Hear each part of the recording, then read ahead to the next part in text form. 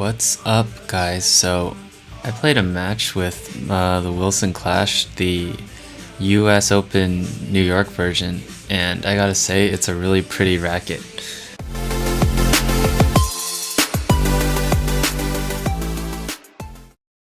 I wish I liked it more for high level tennis. Not to say that you can't use it in high level tennis, but I have a lot of thoughts about the racket. It is a great rally racket, but I played a match with it. I played set, couple points, and I wanted to give my honest opinion on how it performed. So why don't we get started?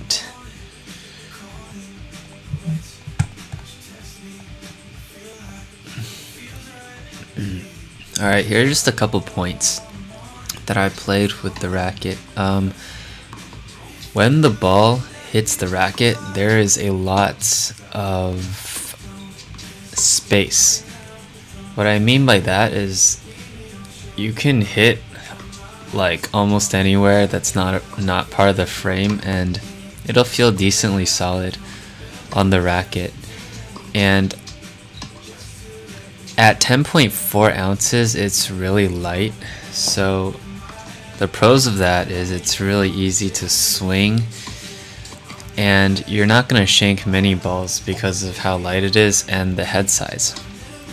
The frame is thick enough that it's obviously made for hitting ground strokes and hitting rally balls well, and in this area it does great. I love rallying with this racket because I don't have to focus much. I think I mentioned before though, once the ball gets a little harder, it is hard to get to the next level of hitting the ball heavy and hard with this racket, because even though it feels comfortable on rally balls, the heavier the ball gets, the faster the shot comes at you, the more empty the racket will feel as you try to accelerate and hit through. Sometimes I feel like I'm fighting the ball off a little bit more than I do with other rackets on more competitive shots, such as when I'm running out wide on my backhand. It's a little harder for me to get the ball deep, and I think that really shows in these points where I'm getting the ball early, but there's not enough just to plow through on the racket for me to really hurt my opponent here. And yeah, I can't really see me using this racket over the Blade 98 or the V-Core. I've been like playing with a different racket every single day, and it's been pretty fun. The last 2 weeks I've been using the Pro Staff, the Roger Federer Pro Staff, and I got really used to it. So that's definitely a lot more weighty, and I barely had to swing to get my backhand through. Yeah, so the thing I do like about this racket though is I'm almost 100% confident every time I swing that I will hit strings. It's a nice feeling to have, to know that you can swing and you won't have that nasty shank feeling. Definitely a ground stroke type racket. It holds the ball decently well, and it's like a very comfortable feel when hitting the ball. A lot of people don't love this racket on volleys, and it's about the same as other rackets such as the AeroPro. They're not, or the Pure Drive, they're not exactly rackets made for precise volleys because there's more of a trampoline feel. But I don't really have trouble volleying with any type of racket, so it wasn't a huge deal to me. But I can totally see how some people might feel like when they hit a volley, the ball just trampolines off, and you have a little less finer control on it. With the slices and the... Yeah, let's just talk about slices. I can't really swing hard on slices with this racket because I feel like they're just going to go long no matter how much spin I put on it. That being said, when I was slicing during these points, I was just doing so very lightly, and I figured out a way to hit them in. It wasn't a huge deal, but I think it does require a lot of touch to slice with this racket, and this racket doesn't really bring out the best in shots like aggressive slices, and because you can't really put too much on the ball when you're slicing without feeling like it's going long. I still can't serve without compromising my contact point and basically everything because my shoulder still hurts. So I feel like this racket will be great on the flat serve.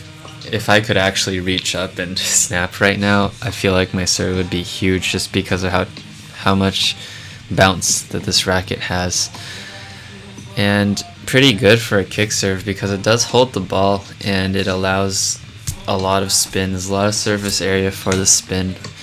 The string pattern is 16 by 19, I believe. I mean, this is definitely not going to be my main racket that if I really wanted to win a match, I probably wouldn't be using this. I do recommend this for a lot of people though. Even up to like 4 or 5 level, or I think this racket has a lot of utility because it does really make you feel confident on your ground strokes. And if you're a solid baseliner and counterpuncher, this racket is pretty good because you're not going to be shanking, and this racket holds the ball long, and it's just super comfortable on the ground strokes. On my forehand, I have to put a good amount of spin on it or else it's going long. But I could just maybe string tighter. It doesn't feel like the strings are loose though. I can get good shape on this racket, and if I hit heavy, I feel like the ball will go in for sure. So that's another good sign. I'm using the same setup I always use, which is the Solinco Confidential 16 Light, 51 pounds for both the crosses and the mains. I have to, like, on my backhand, I really have to have extra shoulder penetration to hit the ball deep with this thing because it's just not heavy enough. I think the pro version of this would probably be better, but I'm not about to buy rackets at maximum price right now with the racket shortage just to try for a YouTube video. I wish I had that kind of money, but I don't. You can't even get them with like coaches discounts and stuff like that anymore because everybody, like, no one can get stock. That goes for tennis balls and rackets, and I don't know, who knows what's next, you know. It's kind of a scary time. It's hard to get supplies. Shoes too. Like, it's crazy. Anyway, beside the point, that was a sick shot. That was like a flat, quick bunt slice to come in. Kind of takes them off guard because they're surprised at the speed of the slice because there's not much carve on it. I like to surprise them by hitting that one straight in front of me because it's quick and they're not able to prepare as well.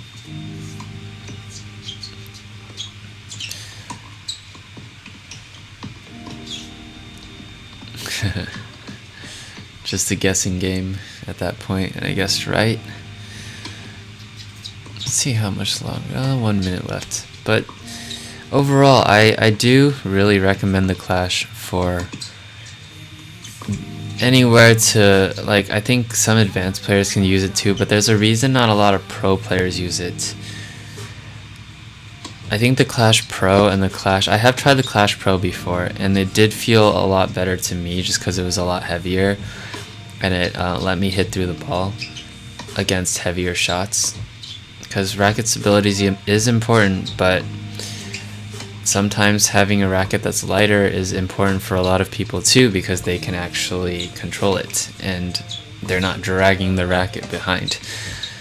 You do have to work out and be a certain amount of, I wouldn't say it's just pure lifting power, but you have to be, your core has to be stable enough to hit with heavier rackets, and you're not just dragging them behind and you're late for every ball, right?